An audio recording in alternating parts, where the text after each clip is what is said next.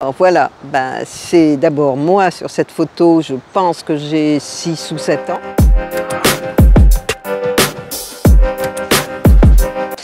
Et ça, c'est celui que j'appelle mon premier ami, qui s'appelait Mohamed Moussaoui, qui habitait une grande villa qui était en réalité occupée par 4 familles.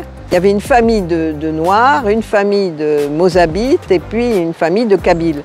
Et un jour, tous ces enfants que je ne connaissais pas tous d'ailleurs, parce qu'il y a tous les âges un peu, sont tous venus dans mon jardin pour voir le jardin qui n'était pas extraordinaire.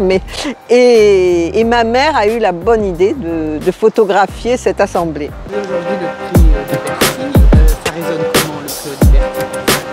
Quel lien est-ce que vous faites avec votre propre...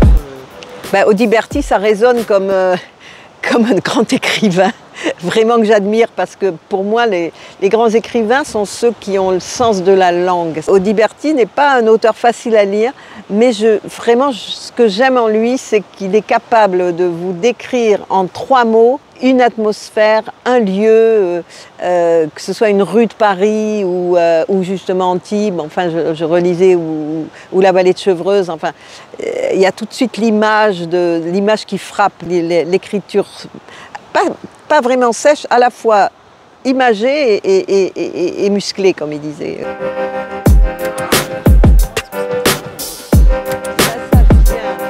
C'est-à-dire que je disais moi-même, plus beaucoup d'amis, plus même des éditeurs, me disaient mais pourquoi finalement vous n'êtes jamais attaqué à cette blessure, ou qu'on l'appelle blessure ou pas, mais de toute façon à cette fracture.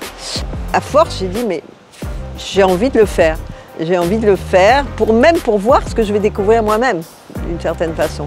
Je voulais vraiment raconter l'histoire de l'Algérie française.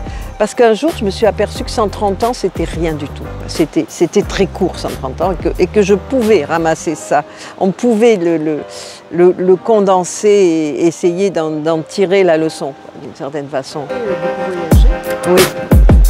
Est-ce que ce goût du voyage, des terres lointaines, vous l'avez remis en lien à un moment avec les îles en fait, de l'Algérie? Alors, très consciemment, ce que j'ai éprouvé quand on est parti, j'étais presque plus triste. Enfin, mes parents étaient tristes, mais ils le montraient moins.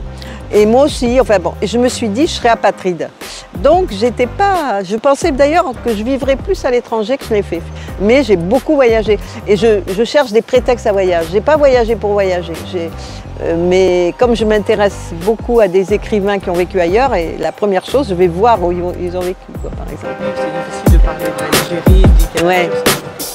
Camus, il m'est de plus en plus proche. Ça avait commencé d'ailleurs, Camus a dû m'aider aussi à prendre la décision d'écrire ce livre. Ça, c'est vrai.